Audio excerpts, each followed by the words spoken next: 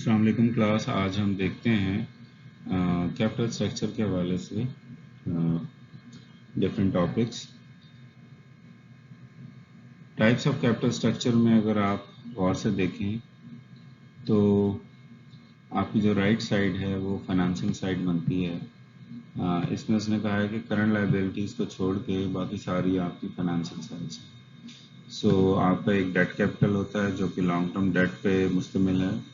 फिर आपका equity capital है जिसमें शेयर होल्डर्स इक्विटी है यानी प्रेफर्ड स्टॉक है, कॉमन स्टॉक इक्विटी है, फिर common stock, retain earnings.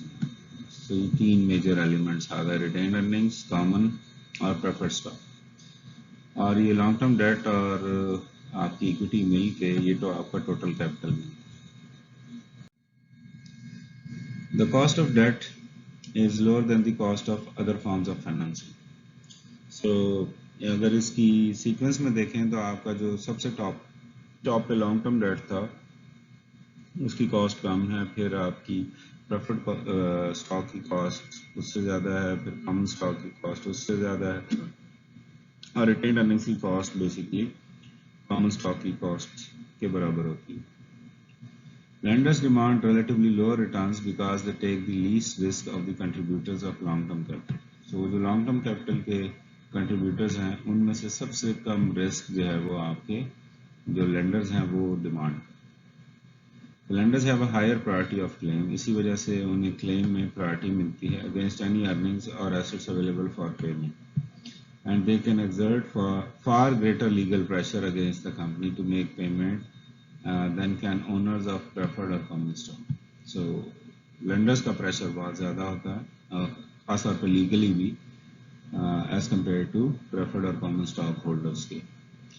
The tax deductibility of interest payments also lowers the debt cost to the firm's sustainability. So चूँकि टैक्स बेनिफिट मिलता है इंटरेस्ट पे हमें, सो इस वजह से जो फर्म की लॉन्ग टर्म सस्टेनेबिलिटी है उसके लिए भी ये बहुत ज़्यादा इम्पॉर्टेंट रोल प्ले करता है, क्योंकि इसकी जो आफ्टर टैक्स कॉस्ट है वो कहीं कम पड़ती है as compare to before tax cost. Unlike debt capital which the firm must eventually repay, equity capital remains invested in the firms indefinitely, क्योंकि फर्म की लाइफ फॉर एवर है, तो इसलिए उसका जो स्टॉक ओनरशिप है वो भी फॉर एवर ही होती है, इसलिए it has no maturity date. The two basic sources of equity capital are preferred and common stock. ठीक, और जो कॉमन स्टॉक इक्विटी है उसमें बेसिकली कॉमन स्टॉक और रिटेन अर्निंग्स दोनों चीज़ें उसमें शामिल हैं। Common stock is typically the most expensive form of equity, followed by retained earnings and then preferred stock. While the firm borrows very little or a great deal, it is always true that the claims of common stockholders are riskier than those of lenders. So the cost of equity always exceeds the cost of debt. क्योंकि जो common stock holders हैं वो ज़्यादा risk ले रहे होते हैं, इस वजह से उनका जो कॉस्ट ऑफ कैपिटल है वो भी ज़्यादा होती है as compare to cost of. A direct measure of degree of indebtedness is the debt ratio. So debt ratio हम कैसे कैलकुलेट करते हैं? Total liabilities divided by total assets. So higher this ratio is, the greater the relative amount of debt in the firm's capital structure. So ये ratio जितनी high हो, यानी first करें ये आंसर आता है 40%, इसका मतलब है 40% डेट है और 60% इक्विटी से फाइनेंस हुआ होगा। और अगर ये आंसर आता है 80%, इसका मतलब है 20% जो है आपकी इक्विटी से आया होगा। सो आपकी डेट की कंट्रीब्यूशन ज़्यादा है, इसका मतलब यह है कि फाइनेंशियल लिवरेज ज़्यादा है। Measures of the firm's ability to meet contractual payments associated with debt include the times interest earned ratio and fixed payment coverage ratio. So ये दोनों ratios जो हैं वो बेसिकली इंटरेस्ट पेमेंट के हवाले से बहुत ज़रूरी हैं फर्म की परफॉर्मेंस में, इनका रोल बहुत इंपॉर्टेंट है, खास तौर पर नया लोन लेने के लिए। CBIT ओवर इंटरेस्ट जो टाइम्स इंटरेस्ट अर्न रेशियो है वो ये बताती है कि कितने टाइम्स जो है वो आप पे इंटरेस्ट पेइंग एबिलिटी है, किसमें ऑपरेटिंग प्रॉफिट्स में इंटरेस्ट पे करने की एबिलिटी है या नहीं है। अगर है तो आपको मज़ीद लोन मिल सकता है, वरना मुश्किल हो जाए। द लेवल ऑफ डेट जिसको हम फाइनेंशियल लिवरेज भी कह रहे हैं, that is acceptable for one industry or line of business can be highly risky in another. क्योंकि एक में अगर 80% तक डेट जा सकता है तो लाजमी नहीं कि सब तरह की इंडस्ट्रीज में 80% तक डेट जा सकता है। तो इसलिए रिस्क का लेवल जो है वो असेस करके मजीद जो है वो लोन दिया जाता है ऑर्गेनाइजेशंस को, ये आप ध्यान में रखिए। क्योंकि हर लाइन ऑफ बिजनेस के डिफरेंट ऑपरेटिंग कैरेक्टरिस्टिक्स होते हैं, उनके ऑपरेशनल प्रॉफिट्स डिफरेंट हो सकते हैं। इसलिए आप ये नहीं कह सकते कि एक स्पेसिफिक यार्ड स्टिक है तमाम बिजनेसेस के लिए कि वो इतना लोन ले सकते हैं या इतने % डेट रख सकते हैं। तो ये वेरी करेगा ऑर्गेनाइजेशन टू ऑर्गेनाइजेशन। अगर हम इंडस्ट्री के हिसाब से कुछ जो डाटा हमारे पास है उसको अगर हम देखें, debt ratios for selected industries and lines of business को देख रहे हैं हम। जिसके लिए है हमारा 1 अप्रैल 2008 और 31 मार्च 2009 तक।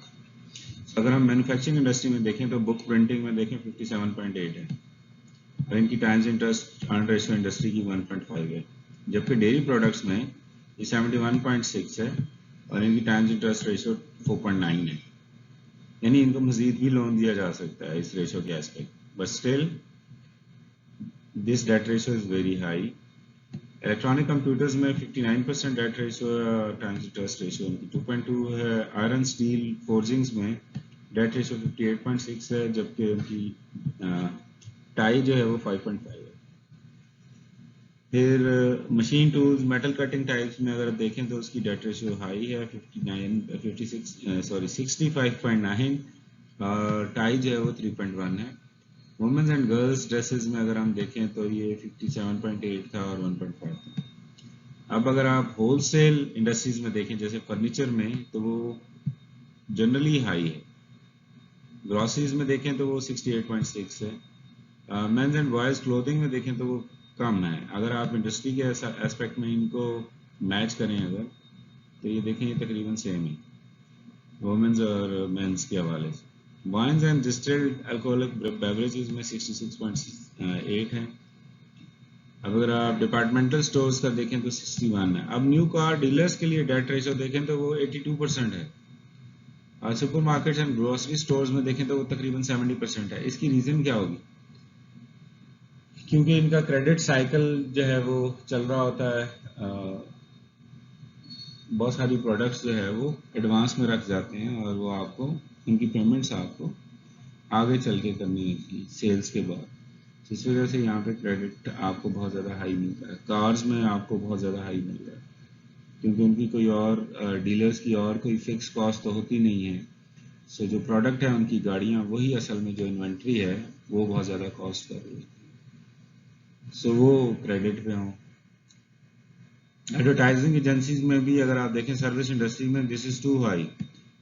जो जनरल ऑटोमोटिव रिपेयर्स हैं वो तो 99.2% डेट रेशियो पे ऑपरेट कर रहे होते हैं। इंश्योरेंस एजेंसीज और ब्रोकरेज हाउसेज भी हाई है, उसमें 82.2 है। जो ऑडिट फर्म्स हैं CPAs की वो 70% तक डेट रेशियो पे मेंटेन कर रहे हैं।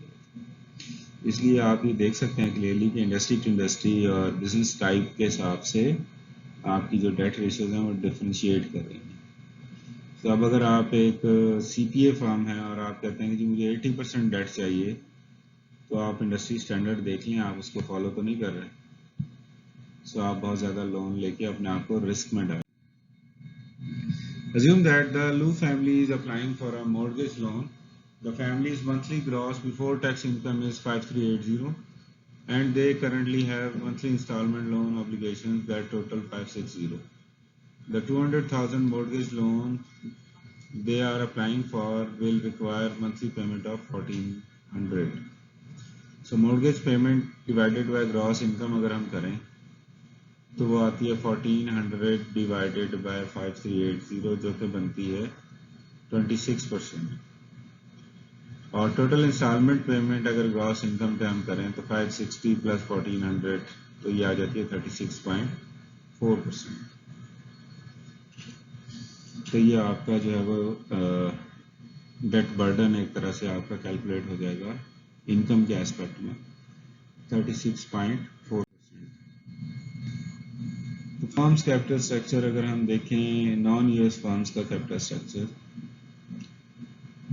in general non-US companies have much higher degrees of indebtedness than their US counterparts। ये एक बड़ा इंटरेस्टिंग स्टैटिस्टिक है कि जो इंटरनेशनल फर्म्स हैं यूएसए में उनको ज़्यादा लोन मिलता है as compare to domestic. Most of the reasons relate to the fact that US capital markets are more developed than those elsewhere and have played a greater role in corporate financing than has been in the case in other countries। So इसकी वजह ये है कि USA में उन्हीं firms को ज़्यादा loan मिल जाता है और ज़्यादा अच्छे तरीके से मिल जाता है as compare to their own countries. So ये एक रीज़न उसने बताई। On the other hand similarities do exist between US corporations and corporations in other countries। वो क्या है जी? पहली सिमिलैरिटी है, first the same industry pattern of capital structure tends to be found all over the world। so जो capital structure के जो industry patterns हैं वो तमाम दुनिया में तकरीबन सेम है। The capital structures of the largest US based multinational companies which have access to capital markets around the world typically resemble the capital structures of multinational companies from other countries more than they resemble those of smaller US companies। So जो large multinationals हैं वो अपने counter parts के साथ अपने capital structure को ज़्यादा resemble करती हैं, मैच करने की कोशिश करते हैं एज कम्पेयर टू यूएस की जो स्मॉलर फर्म्स हैं। Finally, the worldwide trend is away from reliance on banks for financing and toward greater reliance on security issues।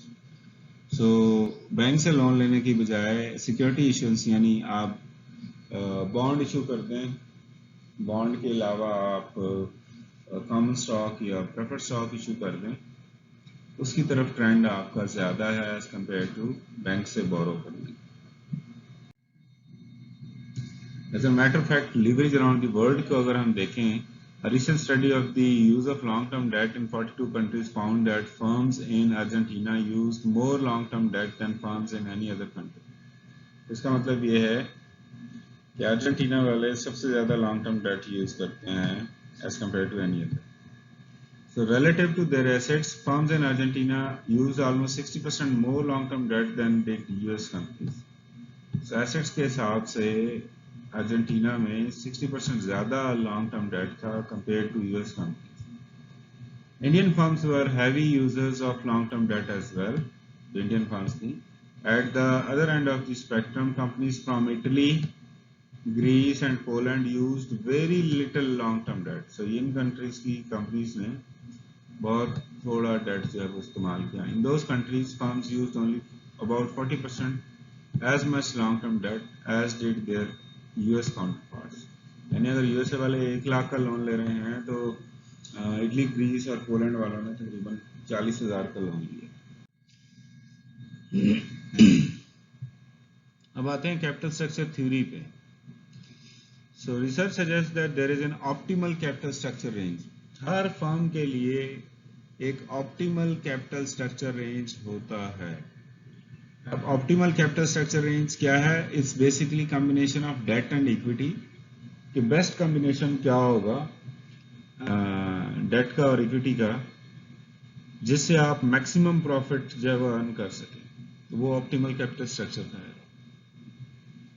So it is not yet possible to provide financial managers with a precise methodology for determining a firm's optimal capital structure। So कोई ऐसी कोई technique या methodology या कोई formula नहीं है जिससे हम ये फाइंड आउट कर सकें कि ये ऑप्टिमल कॉम्बिनेशन है इस कंपनी पे।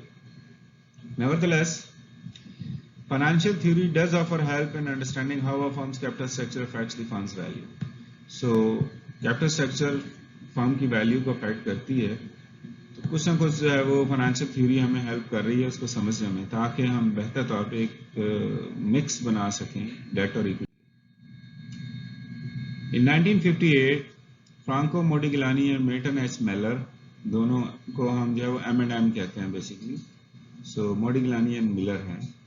Demonstrated algebraically that assuming perfect markets, अगर markets perfect हों, capital structure that a firm chooses does not affect its value। So इनका hypothesis ये कहता है कि आप कोई भी कैपिटल स्ट्रक्चर रख लें, आपकी फर्म की वैल्यू पे कोई इफेक्ट नहीं पड़ेगा। Many researchers, including M&M, have examined the effect of less restrictive assumptions on the relationship between capital structure and the firm's value. The result is theoretical optimal capital structure based on balancing the effects and costs of debt financing. So आप जो है वो rebalance करते हैं या balance करते हैं date की कॉस्ट को और उसके बेनिफिट्स को। The major benefit of debt financing is the tax shield. सबसे बड़ा benefit तो ये कि टैक्स बचता है आपका, which allows interest payments to be deducted in calculating taxable income. The cost of debt financing results from the increased probability of bankruptcy caused by debt obligations. So cost बहुत ज़्यादा जब आपको पड़ती है तो basically उसकी reason ये होती है कि आपको debt obligations की वजह से bankruptcy के खतरा होता है, आपकी probability बढ़ जाती है। The agency cost of the lenders constraining the firm's actions, और जो एजेंसी कॉस्ट है वो बेसिकली चूंकि लेंडर्स का जब हैवी कंट्रीब्यूशन आ जाता है तो फिर ऑपरेशनल जो मामलात हैं फर्म से उसमें भी वो अपना अमल दखल जो है वो शो करना शुरू कर देते हैं। The cost associated with managers having more information about the firm's prospects than do investors, और फिर जो मैनेजर्स हैं उनके पास ज़्यादा इन्फॉर्मेशन होती है एज कम्पेयर टू इन्वेस्टर्स के, so जिसकी वजह से हमें एडिशनल कॉस्ट है वो बियर। टैक्स बेनिफिट की बात करें तो allowing firms to deduct interest payments on debt when calculating taxable income reduces the amount of firms' earnings paid in taxes, thereby making more earnings available for bondholders and stockholders. So उसकी वजह से bondholders और stockholders के लिए ज़्यादा पैसे बच जाते हैं आपके पास। The deductibility of interest means the cost of debt जो RI था to the firm is subsidized by the government. तो RD जो है आपका before tax cost of debt की अगर हम बात करें तो RD है अगर तो उसमें से टैक्स माइनस करेंगे तो RI आ जाएगा। ये हमने चैप्टर 9 में डिटेल में डिस्कस किए। सो RD को मल्टीप्लाई करेंगे 1 माइनस टैक्स से तो हमारा RI यानी ये आफ्टर टैक्स कॉस्ट जो है वो कॉस्ट ऑफ कैपिटल आ जाएगी। So, यहाँ पे अभी बात हुई probability of bankruptcy की। So, ये क्या है? The chance that a firm will become bankrupt because of an inability to meet its obligations as they come due depends largely on its level of both business risk and financial risk. और ये heavily depend कर रहा होता है कि company ने कितना business risk और financial risk उठाया हो। So business risk is the risk to the firm of being unable to cover its operating costs, और business risk तो ये है कि वो अपनी operating cost cover नहीं कर पा रहा। In general, the greater the firm's operating leverage, the use of fixed operating costs, the higher its business risk. इसका मतलब ये है कि operating leverage जितना ज़्यादा होगा उतना उसका business risk ज़्यादा होगा। Although operating leverage is an important factor affecting business risk, two other factors, revenue stability and cost stability also affect it, और उस पे जो है बिजनेस रिस्क पे मजीद दो फैक्टर्स अफेक्ट करते हैं कि रेवेन्यू आपके कितना स्टेबल है और कॉस्ट कितनी स्टेबल, ये दोनों फैक्टर्स अफेक्ट करेंगे। Firms with high business risk therefore tend towards less highly leveraged capital structures. जिनका बिजनेस रिस्क ही ज्यादा हो वो हाईली लीवरेज स्ट्रक्चर्स की तरफ नहीं जाते, and firms with low business risk tend towards more highly leveraged capital structure. जिनका businesses कम हो तो वो फिर हाईली लिवरेज कैपिटल स्ट्रक्चर की तरफ मूव करते हैं। So Cook Company, a soft drink manufacturer, is preparing to make a capital structure decision. It has obtained estimates of sales and associated levels of earnings before interest and taxes from its forecasting growth. अब क्या है information? There is a 25% chance that sales will total 400,000, 4 lakh हो जाएंगी। 50% chance ये कि sales will be 600,000 और 25% chance है कि ये 8 लाख हो जाएंगे। Fixed operating cost total 200,000 and variable operating costs equal 50% of sales. These data are summarized and resulting EBIT calculated in the following table. वो ये है जी, अगर हम बात करें 400,000 यानी 4 लाख की बात करें तो उसमें से फिक्स ऑपरेटिंग कॉस्ट आपकी उन्होंने 2 लाख बताई थी, तो 200 माइनस कर रहे हैं हम, ये बेसिकली अमाउंट इन थाउजेंड्स है। सो आपके पास अर्निंग बिफोर वेरिएबल कॉस्ट हमने कहा था 50% ऑफ सेल्स है, सो 400 का 50% 200 आया और आपके पास EBIT आ गया 0। यहाँ पे तो ऑपरेशनल ब्रेक इवन पे हैं आप, 25% चांस जिसका था, 50% चांस जो था आपका कि सेल्स आपकी 400 हजार के बजाय 600,000 हो जाएगी। ऑपरेटिंग कॉस्ट जो है वो फिक्स ऑपरेटिंग कॉस्ट वही है और 50% आप जो है वो वेरिएबल कॉस्ट माइनस करेंगे तो पता ही लगता है कि आपके पास $100 का EBIT आ गया, $100,000 का। इसी तरह अगर आप 800 को देखते हैं तो 800 में आपको सेविंग होती है तकरीबन $200,000 की। ये तीनों सिनारियोज में आपकी जो EBIT है वो कैलकुलेट हो गई।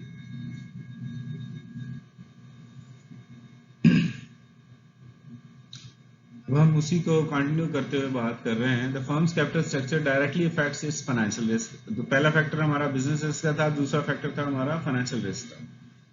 सो फाइनेंशियल रिस्क को जो है वो कैपिटल स्ट्रक्चर बहुत ज्यादा अफेक्ट करता है। Which is the risk to the firm being unable to cover required financial obligation. Financial obligations वो पे ना कर सकें किसी भी वजह से। The penalty for not meeting financial obligations is bankruptcy. सजा उसकी बैंकरप्सी की ही है।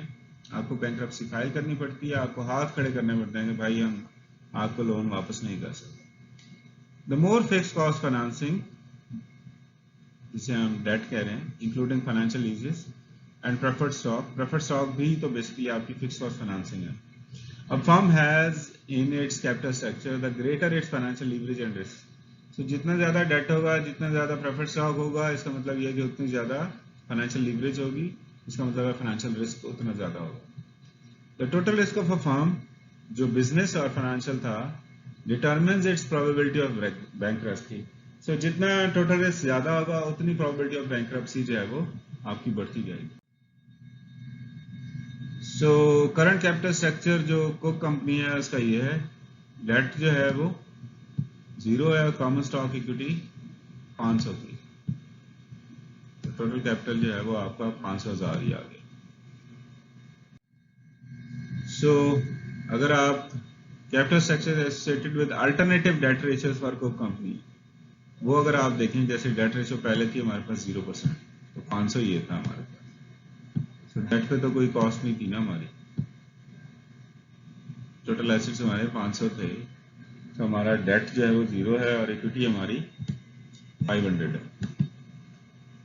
तो हमारे पास shares of common stock standing वो जो था हमारे पास 4 डिवाइडेड बाय $20, अगर हम इसकी प्राइस, ये $20 value represents the book value per share of common stock equity noted earlier. So ये आपकी $20 से अगर आप डिवाइड करें तो आपको number of shares common stock outstanding 25,000 पता लगते हैं कि आपके शेयर्स 25,000 मार्केट में अवेलेबल। लेकिन अगर आप डेट रेशियो 10% करते हैं तो टोटल एसेट्स तो वही आपके 500 ही है ना। सो 10% ऑफ 500 इज 50, तो आपकी इक्विटी कम हो जाएगी 450। इक्विटी कम होने से आपका जो नंबर ऑफ शेयर्स आउटस्टैंडिंग है वो मार्केट में कम हो जाएंगे 22.5। और जो आप डेट रेशियो बढ़ा रहे हैं आप देख रहे हैं कि आपकी डेट जो है वो इंक्रीज कर रहा है और इक्विटी जो है वो डिक्रीज कर रही है। इसका मतलब ये कि नंबर ऑफ शेयर्स जो मार्केट में हैं आपके वो भी डिक्रीज कर रहे हैं। लेकिन ये चीज़ कंफर्म है जो अभी हम डिस्कस करके आए हैं कि जितना हम डेट टेबल पे नीचे आ रहे हैं, यानी हमारे पास डेट रेशियो बढ़ रही है, उतना हमारा रिस्क बढ़ता जा रहा है। कौन सा? Financial risk. सो अब अगर हम देखें लेवल ऑफ डेट को, इंटरेस्ट रेट को और dollar amount of annual interest को जो एसोसिएटेड विद को कंपनी के कैपिटल स्ट्रक्चर जो हमने डिसाइड किए थे 0 से 60%, जब हम 0% स्ट्रक्चर पे थे, डेट स्ट्रक्चर पे, तो हमने कहा था डेट कोई नहीं है, डेट कोई नहीं है तो भाई किस चीज़ का इंटरेस्ट पे करेंगे, इसका मतलब है 0, ये आपकी कॉस्ट है ही जो आपको बियर करनी है। लेकिन जब आप 10% डेट लेते हैं, इसका मतलब है 50,000 का डेट लेते हैं, इंटरेस्ट रेट जो है वो आपको 9% का पड़ रहा है, तो आपको पता ही लगता है कि 45,000 जो है वो आपको इंटरेस्ट पे करना पड़ेगा।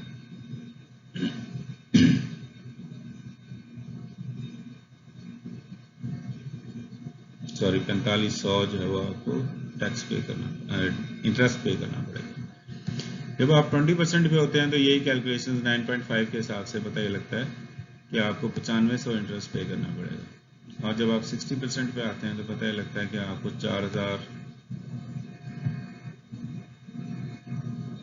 49,500 जो है वो आपको टैक्स पे करना पड़ेगा। तो ये अच्छी खासी अमाउंट जो है वो आपकी लायबिलिटीज में इंक्रीज कर। सो अगर हम प्रॉफिटेबिलिटी को देखें तो वो जो चांसेस थे हमारे पास 25%, 50% और 25%, तो उसमें हम EBIT को देखते हैं। यहाँ से पहले 0 था, फिर 100 हमारे पास EBIT था, फिर 200 था। तो इसमें से अगर हम इंटरेस्ट माइनस करें 0% तो कोई इफेक्ट नहीं है, लेकिन 50 वाले में से करते हैं तो हमारे पास नेट प्रॉफिट आफ्टर टैक्सेस 60 आता है। और 25% वाले में से यानी 200 में से हम अपने टैक्सेस वगैरह माइनस करते हैं तो हमारे पास नेट प्रॉफिट आफ्टर टैक्सेस 120 आता है। तो ये हमारी अर्निंग पर शेयर आ जाती है 0, 2.4 और 4.8। ये उस वक्त है जब डेट रेशियो 0 है। तो अब आपकी ये सारी रेशियो जो है वो चेंज हो जाएंगी अगर आप बाकी वैल्यूज को इंसर्ट करते हैं। सो आपकी जो एक्सपेक्टेड अर्निंग पर शेयर थी वो 2.4 थी। Standard deviation of earning per share 1.7 है और coefficient of variation earning per share में 0.71। तो अब अगर आप 30% डेट रेशियो लेते हैं तो अब आप ये देखिए कि नेट प्रॉफिट आफ्टर टैक्सेस पहले केस में आपका -9 आता है, जिसकी वजह से आपकी अर्निंग पर शेयर 0.51 आ जाती है। और सेकंड में जो इसमें 100,000 का आपको प्रॉफिट होता था वो 2.91 पे अर्निंग पर शेयर आ जाती है। थर्ड में 200 वाले में आपको 111 जो है वो नेट प्रॉफिट आफ्टर टैक्सेस होता है, जिसकी वजह से आपकी जो अर्निंग पर शेयर है 6.34 हो जाती है। और इसकी अगर आप एक्सपेक्टेड अर्निंग पर शेयर देखते हैं 2.91 है। ये बेसिकली क्यों सेंट्रल वैल्यू को हम एक्सपेक्टेड मान रहे हैं। जब एक्सपेक्टेड वो है तो आपकी जो standard deviation of earning per share है वो 2.42 हो गई है और कोएफिशिएंट ऑफ वेरिएशन जो है वो 0.83 होगा। तो ये आपकी जो स्टैंडर्ड डिविएशन और कोएफिशिएंट ऑफ वेरिएशन है ये आपका लेवल ऑफ रिस्क बता रहा है। जितना आप डेट रेशियो में आगे जा रहे हैं उतना ये बढ़ता जा रहा है। सो अगर आप 60% पे जाते हैं तो देखिए -2.97 का सिनारियो भी अर्निंग पर शेयर का 3.03 है और आपका 9.03। सो इसमें आपका एक्सपेक्टेड तो 3.03 था, लेकिन आपकी स्टैंडर्ड डिविएशन 4.24 होगी और कोएफिशिएंट ऑफ वेरिएशन पहले अंडर 1 था, अब 1.4 पे आ गया। सो इससे पता लगता है कि आपका रिस्क जो है वो फाइनेंशियल रिस्क इंक्रीज कर गया।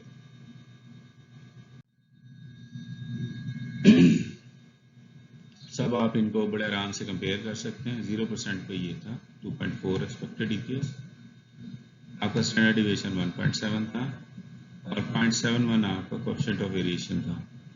कोएफिशिएंट ऑफ वेरिएशन वो कैसे आप फाइंड आउट हो सकता है, वो उसके लिए फार्मूला उसने लिखा है 2 डिवाइडेड बाय 1, यानी स्टैंडर्ड डिविएशन को एक्सपेक्टेड रिटर्न पे हम डिवाइड कर दें तो कोएफिशिएंट ऑफ वेरिएशन आ जाता है,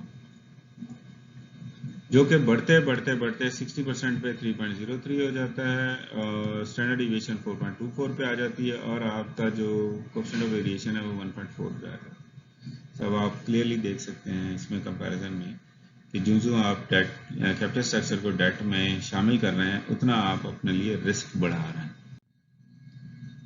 सो प्रोबेबिलिटी डिस्ट्रीब्यूशंस अगर आप देखें तो बहुत स्मूथ प्रोबेबिलिटी डिस्ट्रीब्यूशन है जब आपकी डेट रेशियो 0% है, लेकिन जब वो 60% पे आती है तो आपकी प्रोबेबिलिटी डिस्ट्रीब्यूशन में ये फ्लैटनेस आ जाती है, डिक्लाइन आ जाती है। इसी तरह अगर आप एक्सपेक्टेड अर्निंग पर शेयर और coefficient of variation of earning per share को प्लॉट करें तो मैक्सिमम अर्निंग पर शेयर आपकी 3.18 थी, उसके बाद फिर डिक्लाइन होना शुरू हो जाती है और डेट रेशियो जो है वो आपकी 60% तक जाती है। अब अगर आप अर्निंग पर शेयर की बेसिस पे डिफाइन करें तो आपका जो ऑप्टिमल यहाँ पे डिफाइन हो रहा है वो 50% डेट रेशियो डिफाइन हो रही है आपकी ऑप्टिमल। 60% आपको प्रेफर नहीं करेगा कोई। अब जो एजेंसी कॉस्ट लेंडर्स जो इम्पोज करते हैं वो क्या? As noted in Chapter 1, the managers of the firms typically act as agents of owners. The owners give the managers the authority to manage the firm for the owner's benefit. Agency problem created by this relationship extends not only to the relationship between owners and managers, but also to the relationship between owners and lenders. To avoid this situation, lenders impose certain monitoring techniques on borrowers, such as who as a result incur agency costs. उसकी वजह से आपको agency cost bear करनी पड़ती है. For example जैसे ginning factories हैं, अगर उनको लैंडिंग प्रोवाइड की जाती है तो वहाँ पे बैंक की तरफ से एक जो गेट कीपर है एक तरह का, वो असाइन किया जाता है जो हर इन एंड आउट ट्रांजैक्शन को मॉनिटर कर रहा होता है. उसकी जो सैलरी है वो फैक्ट्री के जिम्मे होती है, वो बैंक उसको पे नहीं करता. सो इस वजह से ये एक एडिशनल कॉस्ट है उसकी जो सैलरी है जो उन्हें बियर करनी पड़ती है. फिर एक कॉन्सेप्ट है एसिमेट्रिक इंफॉर्मेशन. अच्छा जी, asymmetric information is the situation in which managers of a firm have more information about operations and futures prospects than do investors. So managers के पास ज़्यादा information होती है as compared to investors. A pecking order is a hierarchy of financing that begins with the retained earnings, which is followed by debt financing and finally external equity financing. So pecking order theory ये कहती है कि आप पहले internal finance करें retained earnings के through, उसके बाद अगर आपको मजीद फंड्स की ज़रूरत है तो आप लोन लें या बॉन्ड्स इशू करें, और सबसे आखिर में आप इक्विटी फाइनेंसिंग की तरफ जाएं. A signal is a financing action by management that is believed to reflect its view of firm's stock value. Generally, जो debt financing है is viewed as a positive signal that management believes that the stock is undervalued. और जो stock issue अगर करती है firm तो that is believed as a negative signal, जिससे management का बिलीफ ये होता है कि stock is over value. So इसका मतलब ये हुआ कि अगर वो डेट फाइनेंसिंग की तरफ जा रहे हैं तो स्टॉक की वैल्यू आपकी इंक्रीज होगी क्योंकि पॉजिटिव सिग्नल है, और अगर आप इक्विटी फाइनेंसिंग की तरफ जाते हैं तो आपके स्टॉक्स की वैल्यू डिक्लाइन होगी क्योंकि supply of your stock is going to go up. So अगर आप ऑप्टिमल कैपिटल स्ट्रक्चर की बात करें, क्या वो होता है या नहीं होता. So because of the value of firm equals the present value of its future cash flows, it follows the value of firm is maximized when the cost of capital is minimized. So cost of capital minimize होता है तो आपको जो है ये realisation होती है कि आपका जो फर्म वैल्यू है वो इंक्रीज हो रही है. सो वैल्यू जो है वो कैलकुलेट हो रही है आपकी EBIT जो earning before interest and taxes है, उसमें से टैक्स माइनस करें आप, और उसको अगर आप जो RA है आपका जो weighted average cost of capital है उससे डिवाइड करें तो आपके पास जो है वो वैल्यू ऑफ फर्म आ सकती है. इसी तरह इसको हम कह रहे हैं net operating profit after taxes. So ये नो पैट है, अगर उसको RA पे डिवाइड करें अगर आप, तब भी आपको वैल्यू ऑफ फर्म मिलेगी.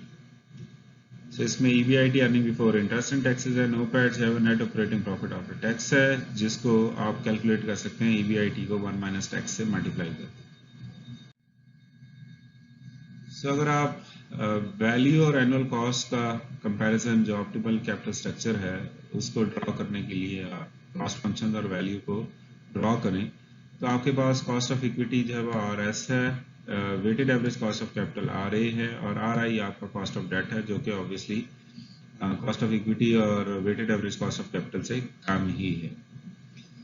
सो और जो वैल्यू है वो आपकी वो आ रही है नो पैट ओवर RA से. सो वैल्यू को आप ड्रॉ करें, जहां पे आपका मैक्सिमम वैल्यू आ रही है उस पे जो आपका जो डेट इक्विटी का जो कॉस्ट स्ट्रक्चर है वो आपको डिफाइन करेगा कि आपको lowest weighted average cost of capital कहाँ पड़ रही है, वो ये पॉइंट है.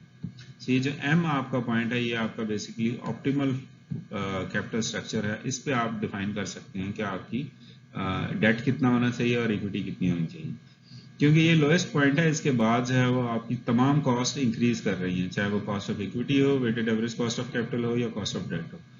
और मजे की बात यह कि इन लोएस्ट कॉस्ट पे आपकी जो वैल्यू ऑफ फर्म है वो मैक्सिमम आ रही है. सो फिर एक और अप्रोच है EBIT to EPS approach. It is an approach for selecting the capital structure that maximizes earnings per share. So वो capital structure हमने choose करना है जिसमें हमें maximum earning per share मिल रही हो over the expected range of earnings before interest and tax. So we can plot coordinates on the EBIT EPS graph by assuming specific EBIT values and calculating the EPS associated with them. Such calculations for three capital structures जो कि debt ratio है 0%, 30% और 60% में Cook Company की were presented in table 1312 for EBIT values 100,000 and 200,000. The associated EPS values calculated here are summarized in the table below और graph में हमने देखा है। तो ये देखिए कैपिटल स्ट्रक्चर 0% पे आपकी अर्निंग पर शेयर जो है वो 2.4 थी, 30% पे 2.91 थी और 60% पे जो है वो आपकी 3.03 थी और 200,000 की सेल्स पे ये 4.8, 6.34 और 9.03 हो गई। So इन सबको जब आप ग्राफ करते हैं 0% डेट, 30% डेट और 60% डेट पे, तो ये तीन लाइंस आपकी हैं। ये तीनों लाइंस जहां पे क्रॉस कर रही हैं वो ये आपका क्यूमुलेटिव पॉइंट बनता है। सो आपका जो फाइनेंशियल ब्रेक इवन पॉइंट था वो 30% पे जो है वो रियलाइज हो रहा था, यानी ये वो पॉइंट है जिसमें आपको 50-50 की अगर डेट 50,000 का आपका जो EBIT है उस पर आपको फाइनेंशियल ब्रेक इवन मिल रहा है और उसके बाद आपको ट्रू सेंस में प्रॉफिटेबिलिटी रियलाइज होती है। सो आपको तकरीबन 95.5 पे जो है वो एक ऑप्टिमल वैल्यू मिल रही है, यानी आप 95,500 का जो अर्निंग है उस पे जो आपकी डेट इक्विटी है उस पे आपकी जो अर्निंग पर शेयर है वो मैक्सिमाइज हो रही है। ये तीनों जो है वो वहीं पे कंसंट्रेट हो रहे हैं। When interpreting EBIT to EPS analysis, it is important to consider the risk of each capital structure alternative. तो risk को आपने जरूर माइंड में रखना है। Graphically, the risk of each capital structure can be viewed in light of two measures. पहला financial break-even point जो EBIT axis intercept है और the degree of financial leverage reflected in slope of capital structure line. जो capital structure line है उसमें उसकी slope में आपकी leverage जो है वो वक्त के साथ साथ बढ़ रही है। तो जितनी ज़्यादा वो स्लोप होगी उतना आपका फाइनेंशियल लीवरेज एग्जिस्ट करेगा, इसका मतलब फाइनेंशियल रिस्क एग्जिस्ट करेगा। The higher the financial break even point and steeper the slope of capital structure, इसका मतलब ये है कि फाइनेंशियल रिस्क भी उतना ही ज़्यादा होगा।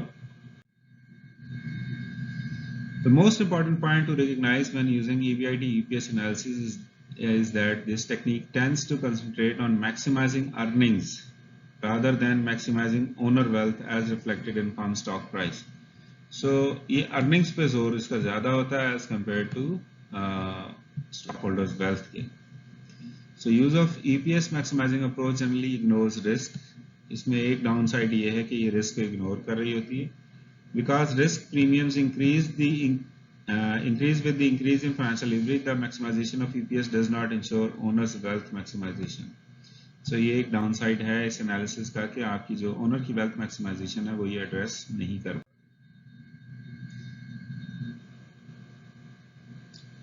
अब ऑप्टिमल कैपिटल स्ट्रक्चर जो है वो डिटरमिन करने के लिए किस लिंकेज की हमें जरूरत है। To determine the firm's value under alternative capital structure the firm must find the level of return that it must earn to compensate owners for risk being incurred.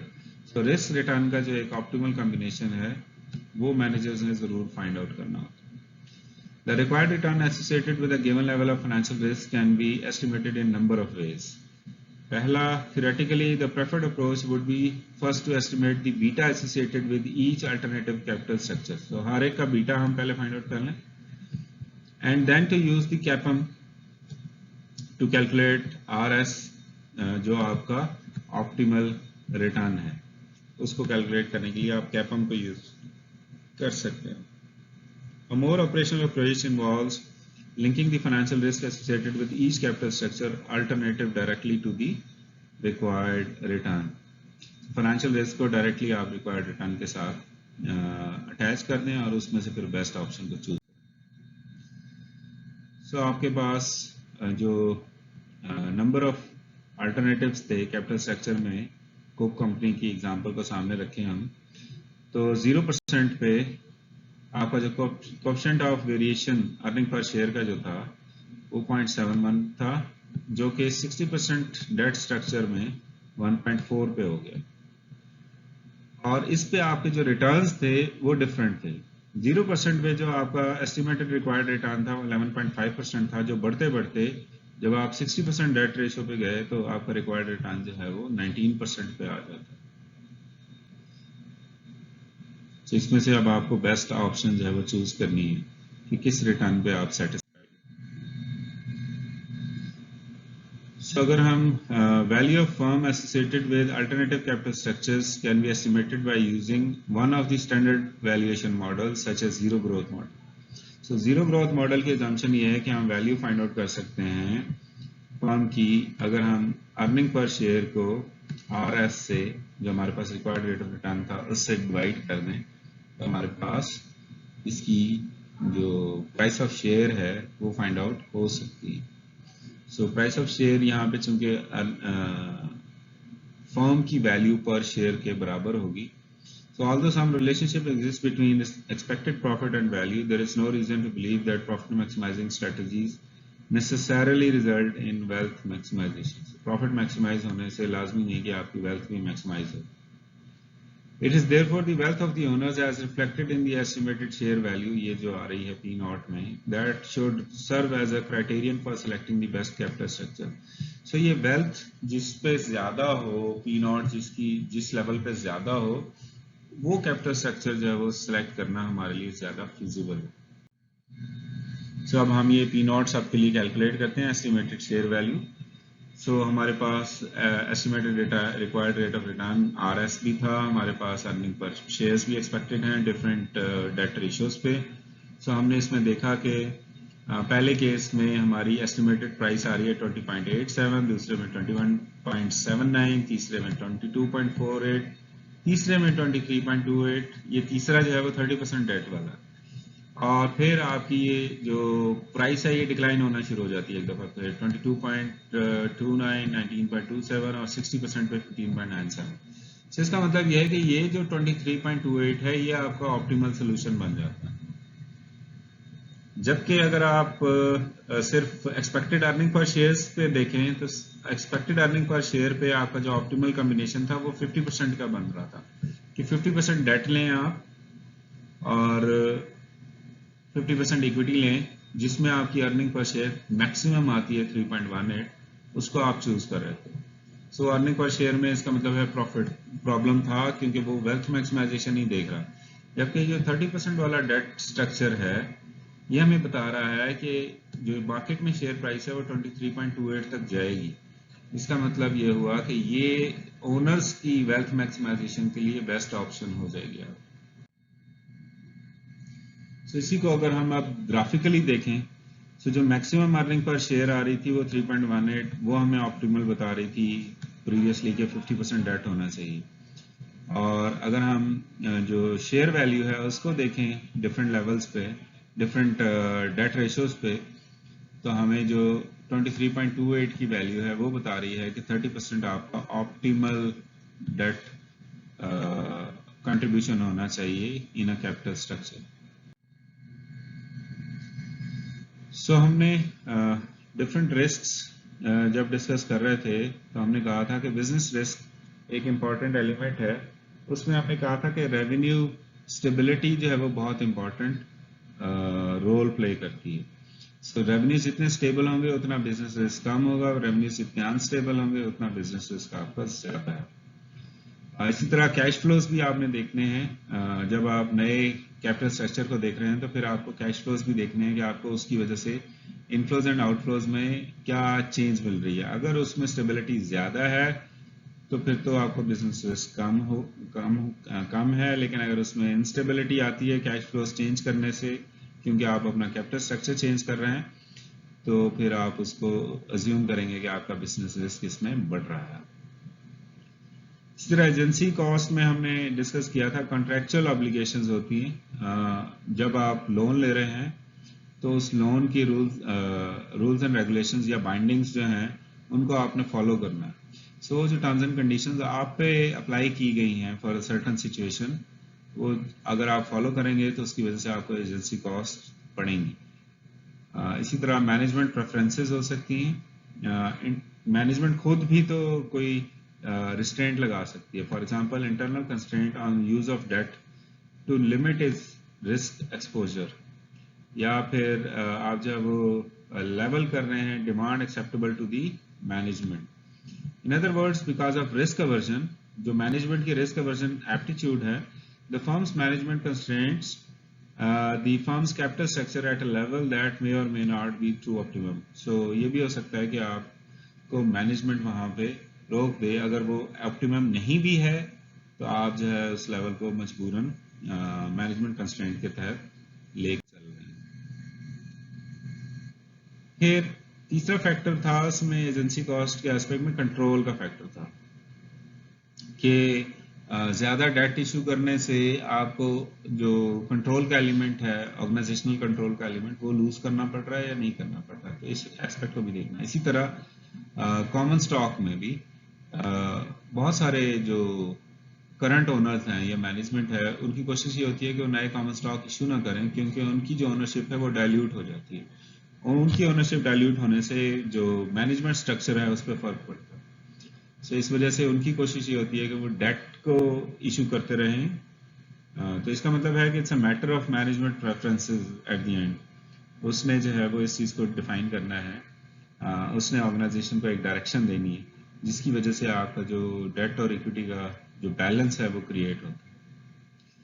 फिर हमने बात की थी एसिमेट्रिक इंफॉर्मेशन के हवाले से, जो कि एक्सटर्नल रिस्क असेसमेंट भी करनी है उसकी बेसिस पे, और टाइमिंग्स भी करनी है। तो एक्सटर्नल रिस्क असेसमेंट में आपने देखना है कि firm's ability to raise funds quickly and at a favourable rates depends on external risk assessment of the lenders and bond raters.